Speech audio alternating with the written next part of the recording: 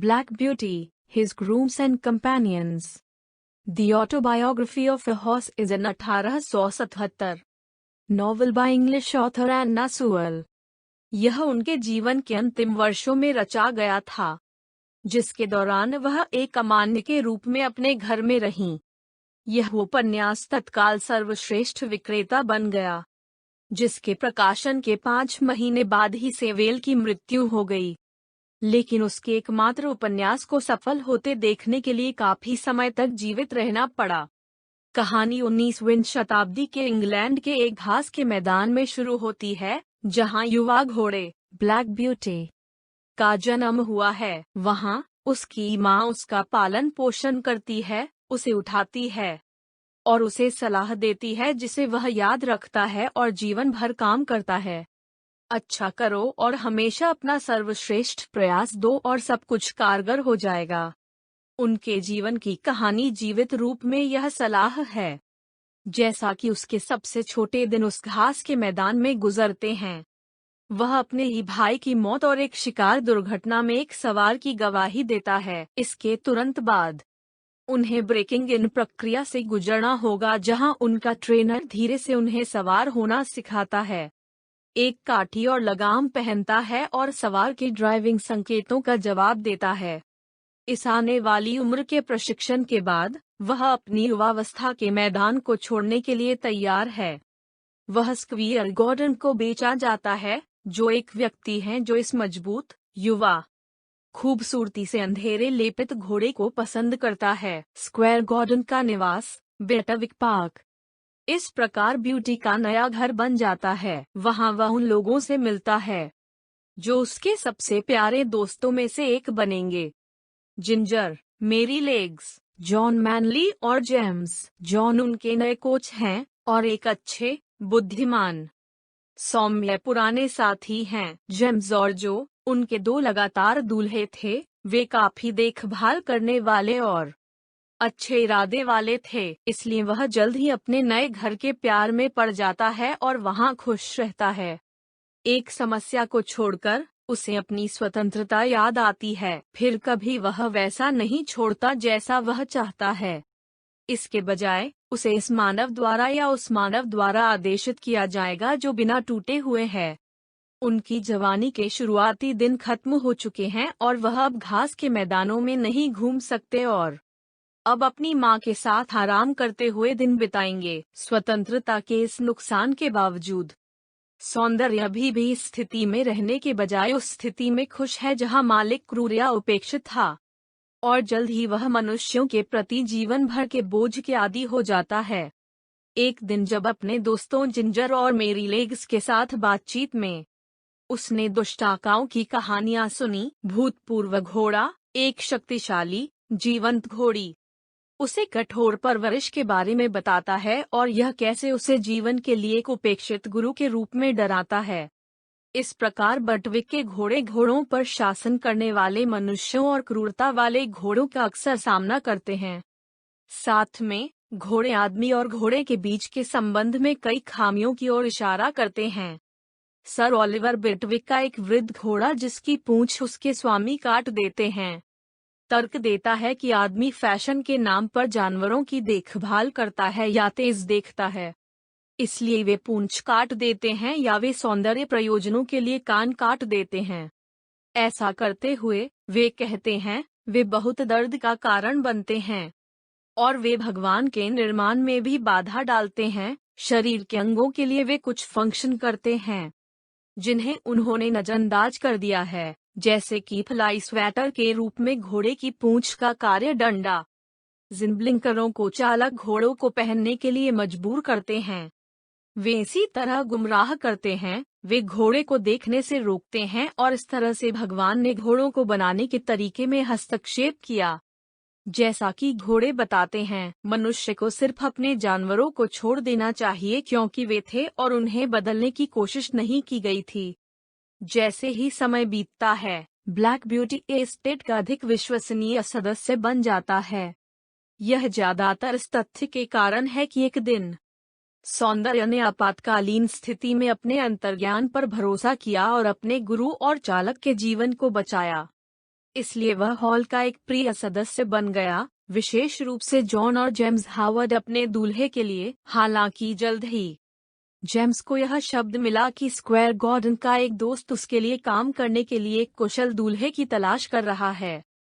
Gordon की सिफारिश और जॉन की सलाह के साथ वेतन और संभावना काफी अधिक है। जेम्स इस नई नौकरी के लिए आगे बढ़ता है, लेकिन ब्यूटी के साथ एक और साहसिक कार्य से पहले नहीं, जहां जेम्स घोड़ों को एक जलती हुई खलिहान से बचाता है। आगे स्क्वायर गॉर्डन की प्रशंसा अर्जित करता है, जो ग्रीन उनका प्रतिस्थापन है, एक युवा सौम्य साथी जो संवारने के बारे में ज्यादा नहीं जानता लेकिन सीखने के लिए उत्सुक है।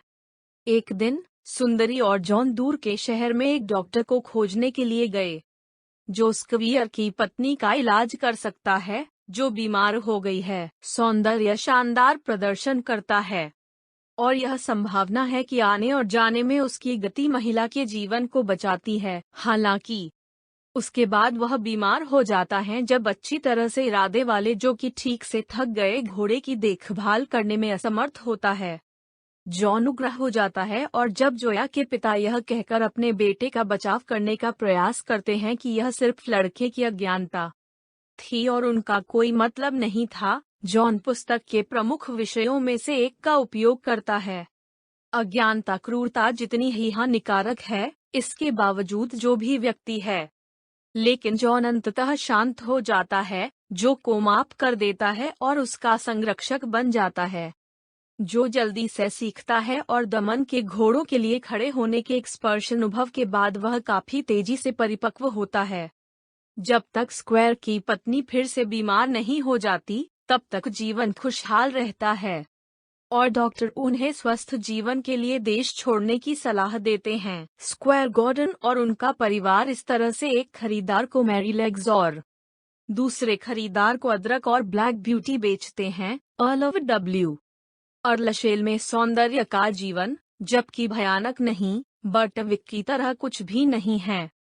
इस हॉल में उनके गुरु की पत्नी ने मांग की कि उनके सभी घोड़े चेक रेंक पहनते हैं, एक ऐसा उपकरण जो घोड़े के सिर को जबरन पकड़ता है, जिससे अस्थायी दर्द होता है और इसकी खींचने की ताकत कम हो जाती है। वह कोचमी यॉर्क अदरक और सौंदर्य दोनों पर चेक की बागडोर डालने के लिए अदरक अंततः इस उपाय के खिलाफ विद्रोह करता है और मुक्त किक करने का प्रयास करता है, लेकिन दूल्हे द्वारा वश में किया जाता है।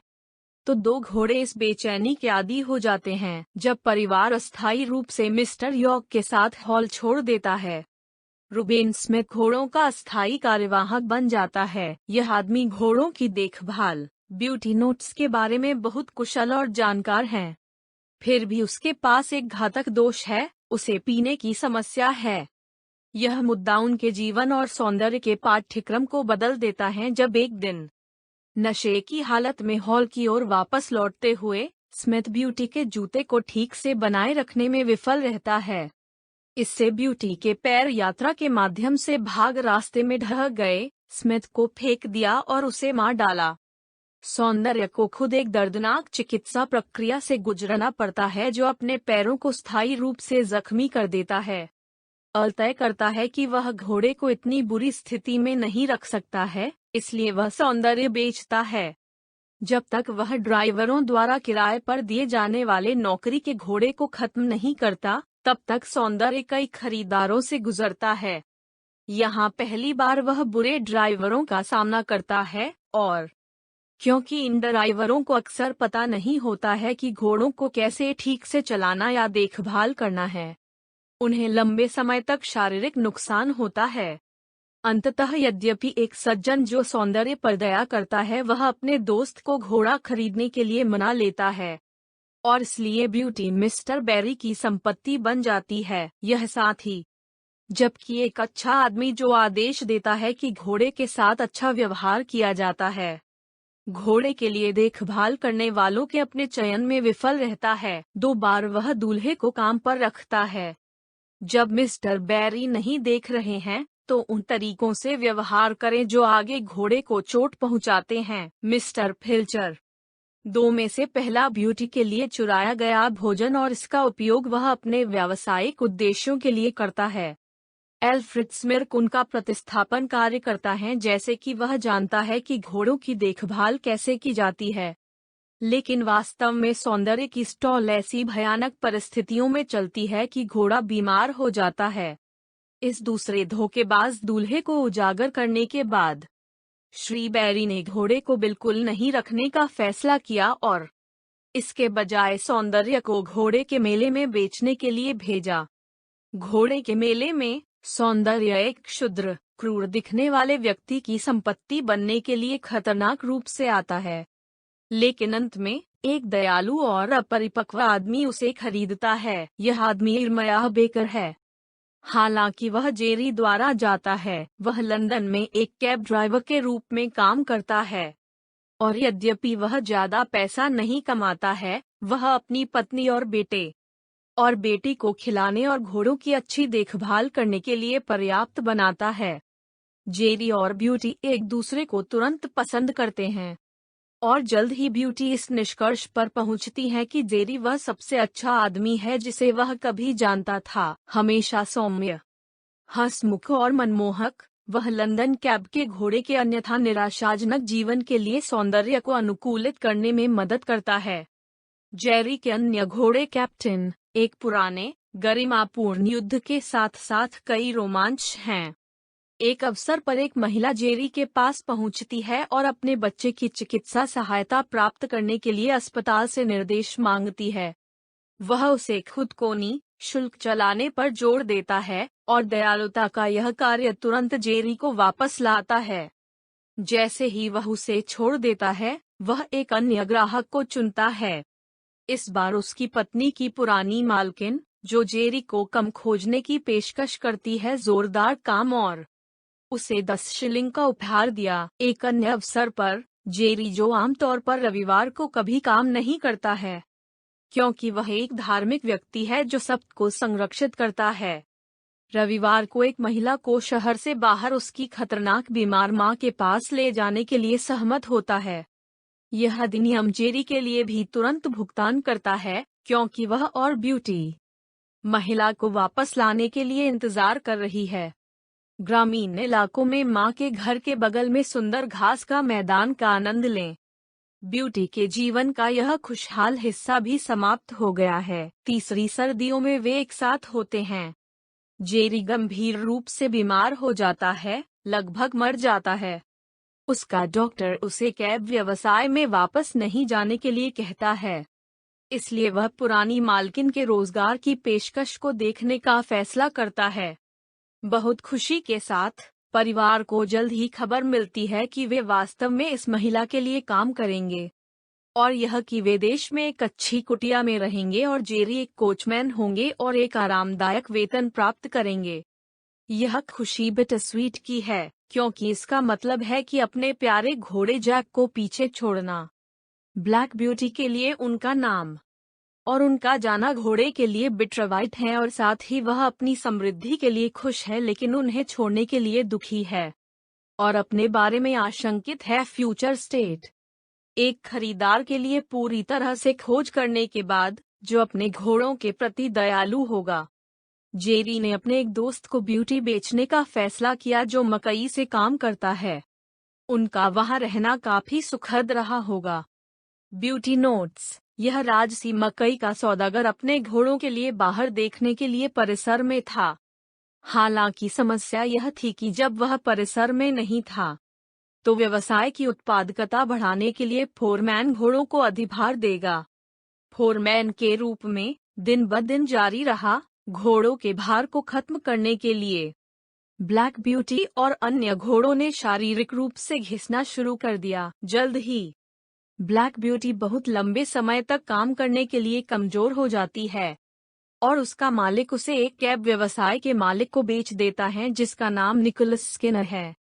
यह शख्स कैब ड्राइवरों को नियुक्त करता था और घोड़ों को रोजाना किराए पर देता था।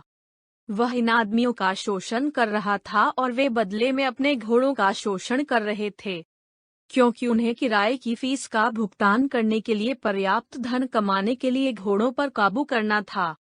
ब्यूटी के जीवन के किसी भी बिंदु पर वह इन कठोर हाथों वाले पुरुषों की तुलना में अधिक पीड़ित नहीं है। वह तब तक अपनी पूरी कोशिश करता रहता है जब तक कि उसकी सेहत नहीं बिगड़ती। स्किनर यह जानकर कि उसे घोड़े से क्या लाभ हो सकता है, उसे घोड़ा बाजार भेज देता है। घोड़े की बाजार की पिछली कहानी की तरह एक और दयालु आदमी ब्लैक ब्यूटी को पसंद करता है और उसे खरीदता है।